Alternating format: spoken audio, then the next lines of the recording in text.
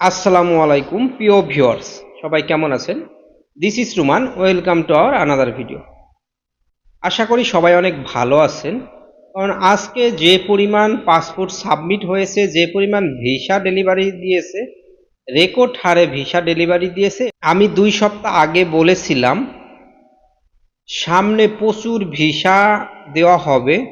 অনেকেই ব্যঙ্গ করেছিল আমাকে এবং বলেছিল, ভাই আপনি এসব নিউজ কোথা থেকে পান?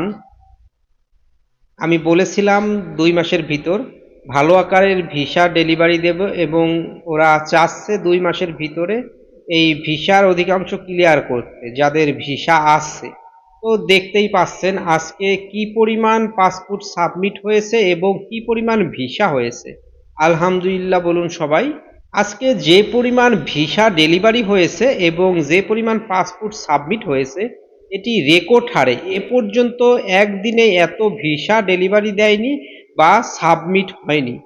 আজকে family visa, agriculture visa, sponsor visa, domestic visa, সকল ভিসা মিলে আজকে ডেলিভারি এবং সাবমিট প্রায় 1000-এর মতো হয়েছে।